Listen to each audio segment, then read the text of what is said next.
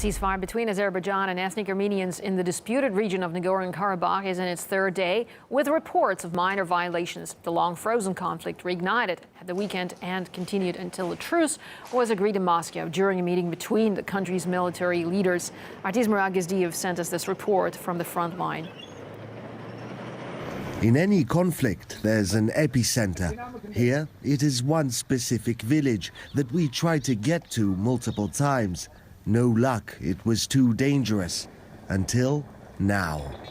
Talish village, or what's left of it. The place has been almost entirely abandoned. What residents remain are packing up and leaving. Men say they'll stay and defend the place. The ceasefire itself is largely holding. There are violations, and we're hearing small arms fire from the border, which is not far from here, where Azerbaijani forces and Armenian forces are separated.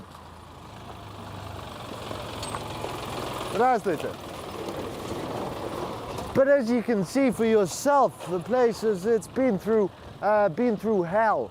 The artillery barrages that hit this place, they were powerful. Barely a single house has been spared. Every street is peppered with shrapnel.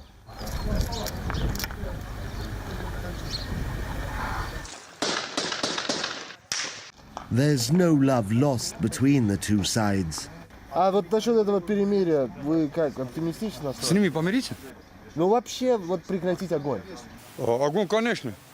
Конечно. А мириться? Мириться с ними? Я ничего не потерял. Родного человека, да. Но есть женщины, 3 сыновей убили. Она будет мириться? Garrick is packing his family's belongings. He's sending them to safety, but plans to stay and defend the village. And they're not the only ones we saw leaving. I don't understand. Why can't we live in peace? I don't know what these Azerbaijanis want. Why can't they just live in peace with us? Sentiment mirrored by villagers in Azerbaijan.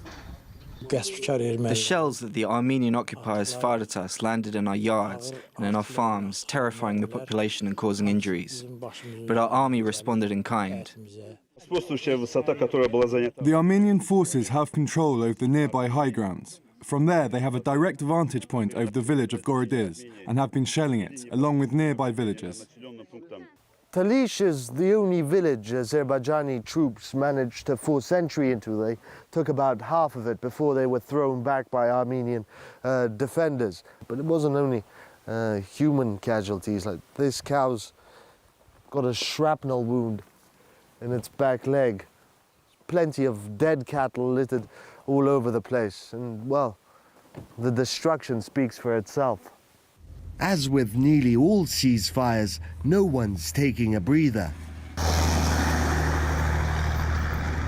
Both sides are using the tentative calm to reinforce and resupply their forces. But after a standoff that's been dragging on for a quarter of a century, no one wants to see this truce fail. Murad Gazdiev, RT, from Nagorno-Karabakh. And here's where the disputed region lies between Azerbaijan and Armenia.